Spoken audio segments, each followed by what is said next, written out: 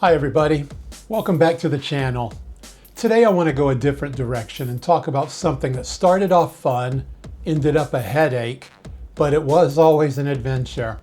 If you read the title of this video, you already know I'm talking about house flipping. Back in 2017, we got swept up into the house flipping craze. It seemed like we couldn't turn on the TV without seeing shows about flipping houses. Everyone was doing it, and they were all getting rich. That's what the TV networks would have us believe. So we jumped on the bandwagon and tried to stake our claim in the world of easy money through real estate investing. Now, we've bought and renovated a total of 5 properties since December 2017. That's not a lot in the world of real estate investors, but that's the thing. We weren't real estate investors. We never planned to get into house flipping. In fact, it was the last thing I ever wanted to do. It was my wife who dragged me, kicking and screaming, to the closing table when we bought our first flip house. After our 5th flip house sold in December 2023, we looked back on all the things we either didn't know or thought we knew but didn't. We made a list of 8 things that we wished we would have known before we started. We'll go over them one by one and tell you about where we made our mistakes. But stick around to the end of the video for the lightning round, where I'll give you 7 quick bonus tips. Some of these things may sound obvious to you, but remember, we had no experience in any of this, and our only knowledge came from watching those house flipping shows. So let's get into it. Number 1, funding. Unless you have the money to buy an investment property for cash, you're going to need some kind of funding. There are a lot of finance options out there, but one of the most common for this type of property is a hard money loan, sometimes called a fix and flip loan. A hard money loan can be a good option for an investment property. Conventional financing requires the property to go through an appraisal and inspections, but a lot of investment properties wouldn't be able to pass an inspection. When you take out a hard money loan, the terms might be something like this. If the ARV, or after renovation value, is $300,000, you might be able to borrow $240,000. The house might be listed at $180,000 and needs $60,000 worth of renovations. Well, you have $40,000 to put down, but that's all the money you have. You think that's okay because you'll be getting $60,000 as part of the loan to pay for the renovations, right? Think again. If you take out a hard money loan, you don't get all the reno money up front. You have to pay out of pocket for the renovations, then you can take a draw payment for what you've spent. Make sure to save your receipts. You're gonna need them. Don't lose them. If you've used all your cash reserves as a down payment to buy the property, you'll have nothing left to do the renovations. Then you need to be creative with your financing. Maybe credit cards? An inspector will come out and check the work you've completed before you can take a draw. There are fees involved every time you draw money. The lender might charge you $300 every time you schedule an inspection. If you have the reno money to do it, it might be better to wait until the end of the project and just ask for one big draw payment. One more thing about hard money loans. They usually have high interest rates, and the payments will be interest only with a balloon payment after a year. Number 2, accounting. If you're not an accountant, find a good, reputable CPA up front. This will cost you a lot of money, but it'll be worth every penny. There are a lot of intricacies in tax law, and it seems like that's compounded when you add flips and rentals to the mix. Do you know your state's income tax laws concerning rentals? Can you negotiate a 1031 exchange? Do you understand the difference between depreciation of the building and depreciation of the appliances? It's not the same. We didn't, and our accountant helped us immensely. Like I said earlier, keep your receipts. This should go without saying, but you'll likely need some accounting software. Trust me when I say this. QuickBooks is not as easy as everyone says. We ran into problems because I tried to set up QuickBooks without any input from our accountant. I had things entered in the wrong categories, as well as several other errors. By the time our accountant got involved, we had to end up paying a couple of $1,000s for her to correct our mistakes and fix our books. Number 3, permits.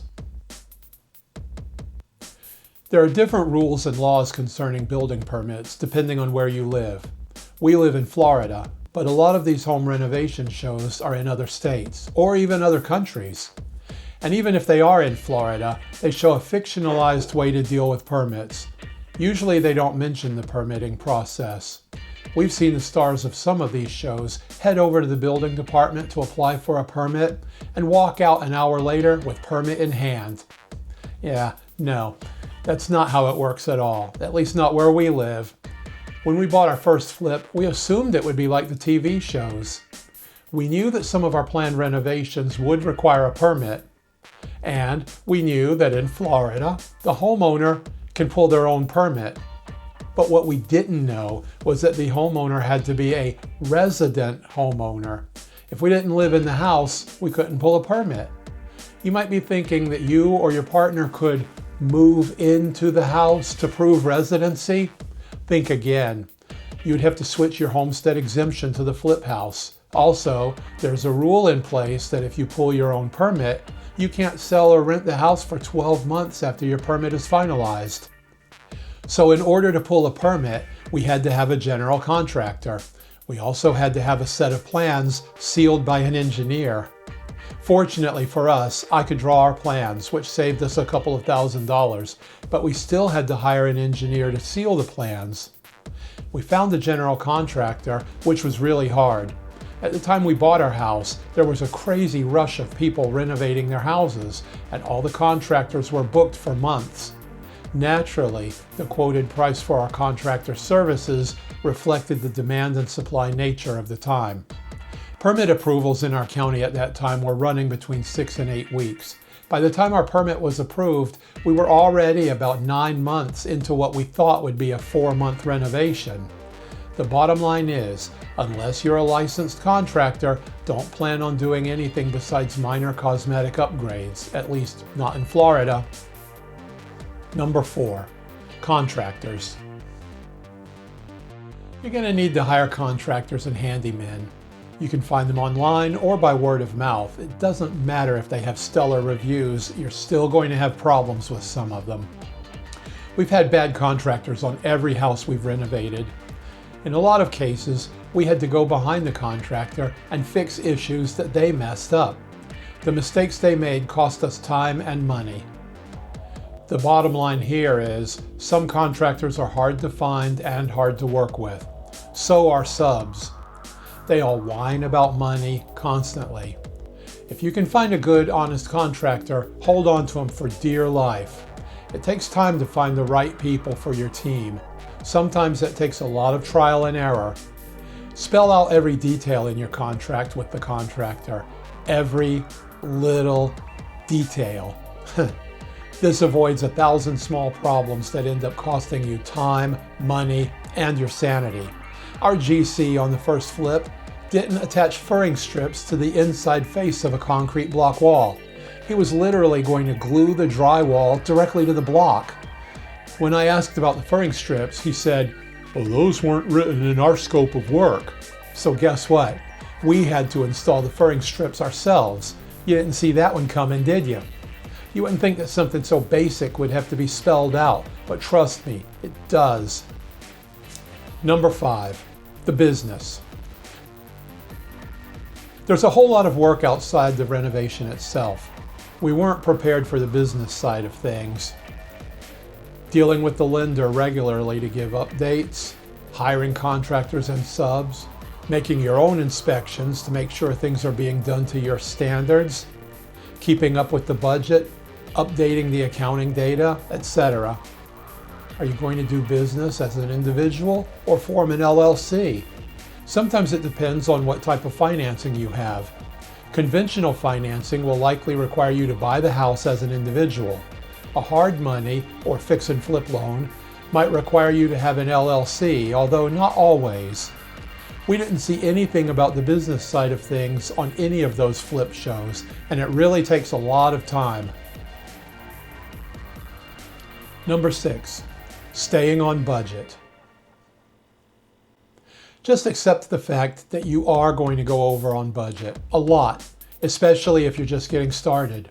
It's not out of line to take your estimated budget and double it. Of the 5 houses we've renovated, we've gone over budget on 4.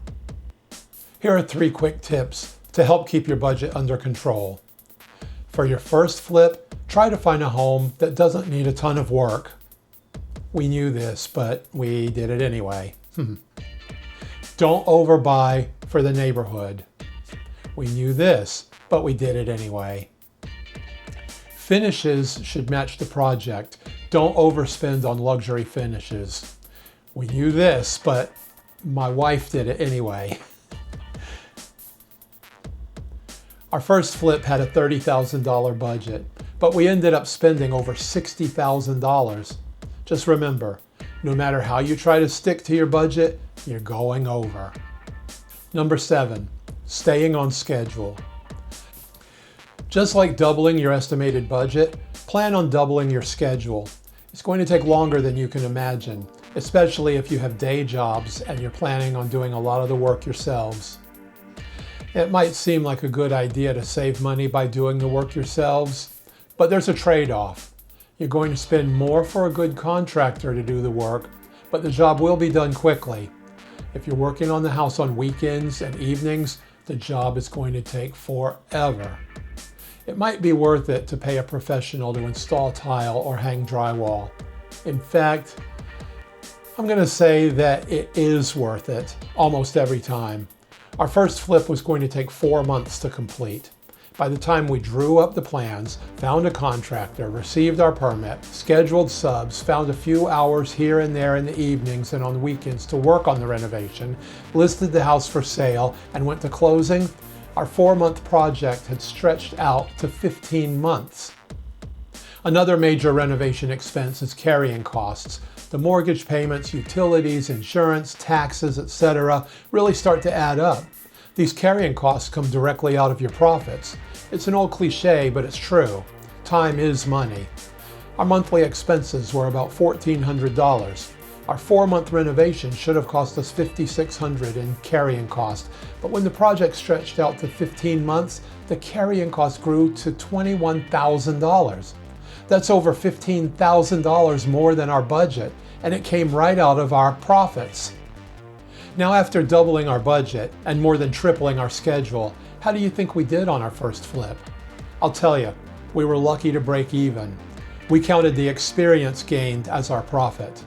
Number 8, hidden problems. There will be things to fix behind the walls and in the attic. Count on it. Even the best inspection can't reveal what's behind 40-year-old drywall. Maybe you have an old ungrounded outlet and you think you can just pull a new wire behind the drywall. Well, it's possible. But what if you want to install a second outlet 10 feet away from the first one? You might think it'll be cheaper and easier to cut a 10-foot channel into the drywall to run your new wire, then patch it up later. Again, it's possible. But what if you're working on a house built in 1953 and it doesn't have half-inch drywall? 70-year-old houses didn't usually have drywall. They had plasterboard, usually about 3/4 of an inch thick. Notice I said usually. Try to match up half-inch drywall to about 3/4 of an inch plasterboard. Unless you're a super expert, you're going to end up with uneven walls. It's definitely going to be noticeable. And that's not even taking into account trying to match 70-year-old textures. On our second flip house, we took down some non-bearing walls. We tried to fill in the channels in the ceiling where the old walls were. They were only 4.5 inches wide. How hard could it be? The problem was that on this 1971 house, the ceiling height in the kitchen did not match the ceiling height in the living room. Now there's a noticeable dip in the ceiling between the 2 rooms. Had we just pulled down all the ceiling drywall, we could have put up a brand new ceiling. It would have looked 100 times better, and it would have been done faster. And that's besides the other problems. We also had to run new wiring through the ceiling, and ended up having to crawl through a cramped attic through insulation in the middle of summer in Florida. Things, lots of things, will be behind the walls and in the attic. We could have pulled new wire, put up new insulation, had a beautiful installation in half the time. Remember what I said, time is money. Now, speaking of time, it's time for the lightning round. These last 7 points are pretty self-explanatory and don't need a lot of discussion. These are all taken directly from our personal experience. Find professionals you can trust. It's not that easy. Ask lots of questions.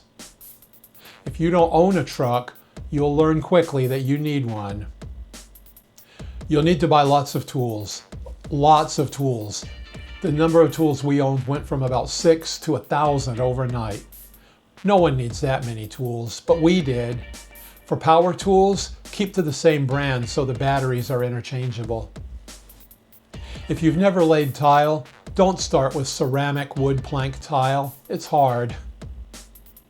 Make sure the roof and septic system are in good shape. You will not always agree with your spouse, contractor, friends, or anyone else who thinks they know how to flip a house. If you decide to try this yourselves, keep your sense of humor. All I can say is have a blast doing it. If you don't, it might not be right for you. So there you have it. Cindy and Charlie's tips on how not to flip a house. Well, at least how to avoid some of the pitfalls that we fell into.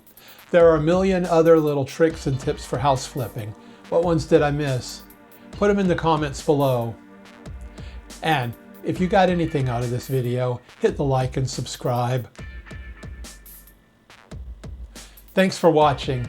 We'll see you next time.